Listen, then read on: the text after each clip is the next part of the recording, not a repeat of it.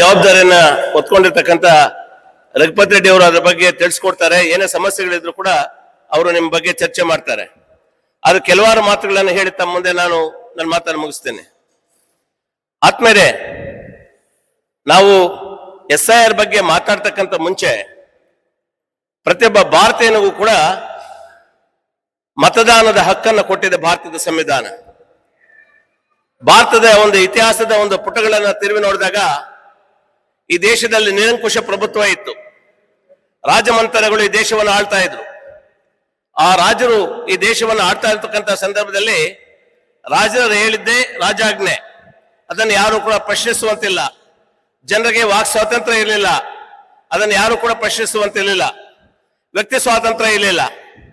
ಆದರೆ ಕಾಲಕ್ರಮೇಣ ಭಾರತ ದೇಶಕ್ಕೆ ಒಂದು ಸ್ವಾತಂತ್ರ್ಯ ಬಂದ ಮೇಲೆ ಇವತ್ತು BR ಅಂಬೇಡ್ಕರ್ ಅವರನ್ನು ಇವತ್ತು ನೆನೆಯಬೇಕಾಗ್ತದೆ.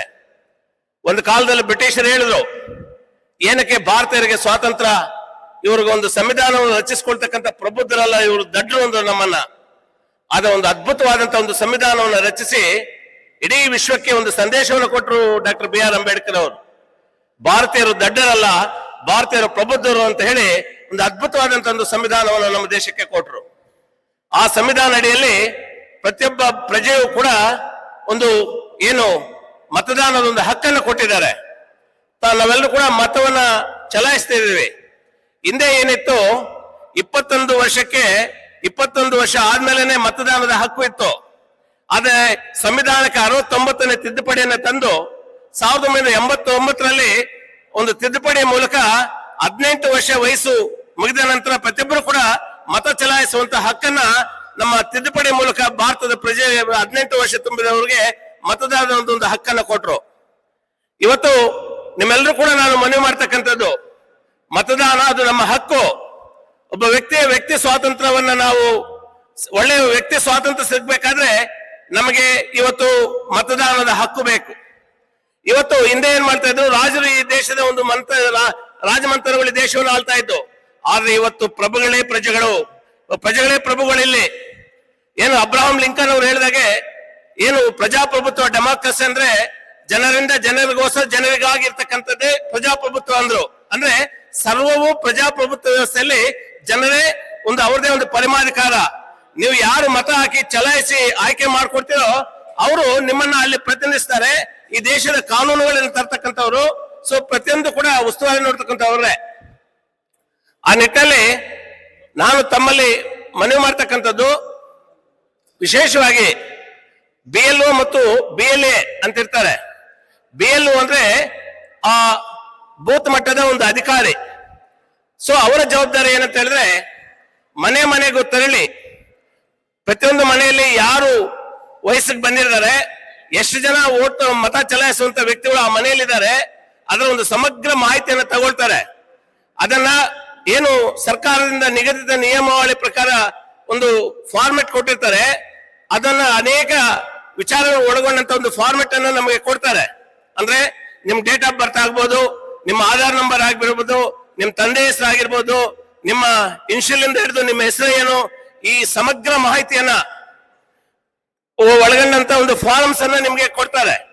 ಒಂದ್ ವೇಳೆ ಅಂತ ಫಾರ್ಮ್ಸ್ ಏನಾದ್ರು ನಿಮ್ ಬರ್ಲಿಲ್ಲ ಅಂತ ಹೇಳಿದ್ರೆ, ಬೂತ್ ಮಟ್ಟದಲ್ಲಿ BLA ಅಂತ ಇರ್ತಾರೆ, ನಮ್ಮ ಏಜೆಂಟ್ಗಳು, ನಮ್ಮ ಪಕ್ಷದ ಏಜೆಂಟ್ಗಳು, ಅವ್ರಿಗೆ ಮಂದಟ್ ಮಾಡ್ಕೊಳ್ಬೇಕು. ನೀವು ಈ ತರ ನಮ್ಗೆ ಫಾರ್ಮ್ಸ್ ಬಂದಿಲ್ಲ, ಈ ತರ ನಾವು ಇನ್ನ ಅದಕ್ಕೆ ಮಾಹಿತಿ ಕೊಡ್ಲಿಕ್ಕೆ ನಮ್ಗೆ ಯಾವುದೇ ಒಂದು ಮಾಹಿತಿ ಕೊಟ್ಟಿಲ್ಲ ಅಂತ ಹೇಳಿ ನಮ್ಮ ಪಕ್ಷದ ವತಿಯಿಂದ ಇರ್ತಕ್ಕಂಥ BLAಸ್ಗೆ ನೀವು ಮಾಹಿತಿಯನ್ನು ಕೊಟ್ರೆ ಅದರ ಒಂದು ಸಂಪೂರ್ಣ ಮೇಲ್ವಿಚಾರಣೆನ ಅವರು ವಹಿಸ್ಕೊಳ್ತಾರೆ. ಇವತ್ತು SIR ಏನ್ ಆಗ್ತಾ ಇದೆ, ಇದು ನಿಜವಾಗ್ಲೂ ಕೂಡ ಒಳ್ಳೆ ಬೆಳವಣಿಗೆ. ಯಾಕಂತ ಹೇಳಿದ್ರೆ ಇದ್ರ ಬಗ್ಗೆ ನಿರ್ಲಕ್ಷ್ಯ ಬೇಡ. ನಾವೇನ್ ಮಾಡ್ತೀವಿ, ಯಾರು 4 ಜನ ಮಕ್ಕಳು, ಇಬ್ರು ಬೆಂಗಳೂರಲ್ಲಿ ಇರ್ತಾರೆ, ಇಬ್ರು ಊರಲ್ಲಿ ಇರ್ತಾರೆ, ಬರೀ ಊರಲ್ಲಿ ಇರ್ತಕ್ಕಂಥವನ್ನೇ ನೋಂದಣಿ ಮಾಡಿಸೋದು, ಅವ್ರನ್ನ ಬಿಟ್ಬಿಡ್ತಕ್ಕಂಥದ್ದು. ಯಾರಪ್ಪ ಇನ್ನ ಅವ್ರನ್ನ ಬೆಂಗಳೂರಿನ ಕರೆಸೋದು, ಅದನ್ನ ನೋಂದಣಿ ಮಾಡಿಸ್ತಕ್ಕಂಥದ್ದು, ಈ ಉದಾಸೀನ ಬಿಡ್ಬೇಕು.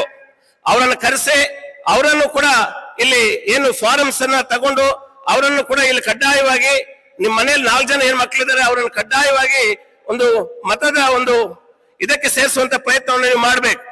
ಇವತ್ತು SIR ಇಂದ ಎಷ್ಟು ಅನುಕೂಲ ಆಗ್ತದೆ ಅಂತ ಹೇಳಿದ್ರೆ, ಡಬಲ್ ಎಂಟ್ರೀಸ್, ಏನು ಮುಳುಬಾಗ್ಲಲ್ಲೂ ಮತದಾನ ಪಟ್ಟಿಯಲ್ಲಿ ಹೆಸರು, ಊರಲ್ಲೂ ಮತದಾನದ ಪಟ್ಟಿಯಲ್ಲಿ ಹೆಸರು.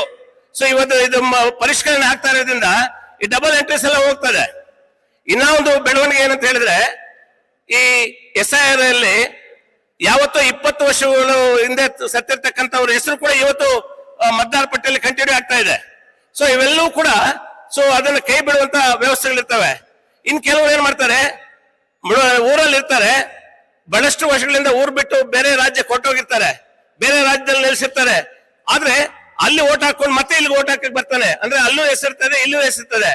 ಈ ಪರಿಷ್ಕರಣೆಯಿಂದ ಇವೆಲ್ಲ ತೊಡಕುಗಳು ನಿವಾರಣೆ ಆಗೋದಕ್ಕೆ SIR ಬಹಳ ಪ್ರಮುಖ ಇರ್ತಕ್ಕಂಥ ಒಂದು ವಿಚಾರ. ಸೊ ನಿಮ್ಮಲ್ಲಿ ನಾನು ಕಳಕಳಿಯಿಂದ ಮನವಿ ಮಾಡ್ತಕ್ಕಂಥದ್ದು, ನಮ್ಮ BLS ಏನಿದ್ದಾರೆ, ನಮ್ಮ ಪಕ್ಷದ ಏಜೆಂಟ್ಗಳು ಏನಿದ್ದಾರೆ, ಈಗ ಏನಾದ್ರೂ ಆ ಪಟ್ಟಿಯಲ್ಲಿ ನಿಮ್ಗೆ ಏನಾದ್ರೂ ಏರ್ಪೇರ್ ಕಂಡು ಬಂದಾಗ ಅದಕ್ಕೆ ನೀವು ತಕರಾರನ್ನು ಕೂಡ ಸಲ್ಲಿಸಬಹುದು, ಅದನ್ನ ಪರಿಷ್ಕರಿಸ್ಕೋಬಹುದು.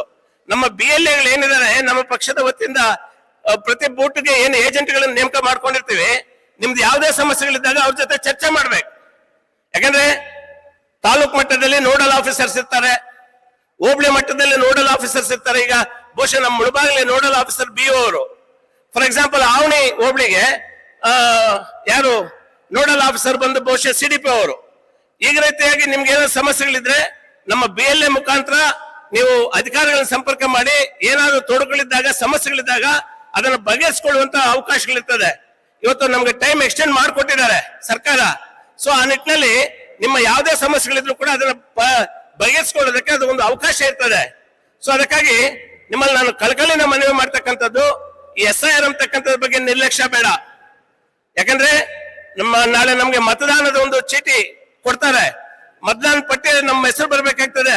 ಸೊ ಸೇರ್ಪಡೆಗಳಿದ್ದಾಗ ಅಥವಾ ಯಾವುದೇ ತಿದ್ದುಪಡಿಗಳಿದ್ದಾಗ ಕೂಡಲೇ ಈಗಲೇ ಅದನ್ನ ಸೇರ್ಪಡಿಸಿಕೊಂಡು ಪ್ರತಿಯೊಬ್ಬರು ಕೂಡ ಮತದಾನ ಪಟ್ಟಿಯಲ್ಲಿ ವಯಸ್ಸಿಗೆ ಬಂದಿರತಕ್ಕಂಥ ಮತದಾನ ಪಟ್ಟಿಯಲ್ಲಿ ಸೇರ್ಕೋಬೇಕು. ಸೊ ಮತದಾನ ಪಟ್ಟಿಯಲ್ಲಿ ಸೇರ್ಕೊಂಡು ಮತ ಚಲಾಯಿಸುವಂತಲಾಗಬೇಕು.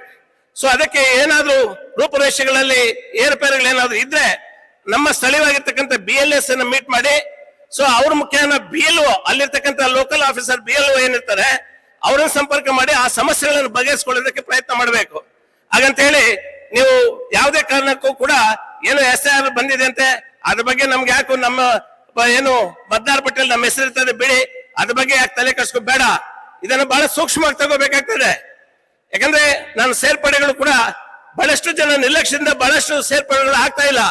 ಅದನ್ನ ಟೈಮ್ ಇದೆ, ಪ್ರತಿಯೊಬ್ಬರು ಕೂಡ ಮನೆಯಲ್ಲಿ ಯಾರು ವಯಸ್ಸು ಬಂದಿರ್ತಾರೆ ಅವ್ರು ಕರ್ಸ್ಕೊಂಡು ಅವರನ್ನ ಮತದಾರ ಪಟ್ಟಿಗೆ ಏರಿಸುವಂತ ಕೆಲಸವನ್ನ ನೀವೆಲ್ಲರೂ ಕೂಡ BLA ಮುಖಾಂತರ ಅದನ್ನ ಮಾಡಿ ಇದನ್ನ ಯಶಸ್ವಿ ಮಾಡ್ಕೊಳ್ಬೇಕು ಅಂತ ಕೂಡ ನಮ್ಮಲ್ಲೆಲ್ಲರೂ ಕೂಡ ನಾನು ಮನವಿ ಮಾಡಿ ನಾನು ಮಾತನ್ನು ಮುಗಿಸ್ತಾ ಇದ್ದೀನಿ. ಜೈ ಹಿಂದ್, ಜೈ ಕರ್ನಾಟಕ.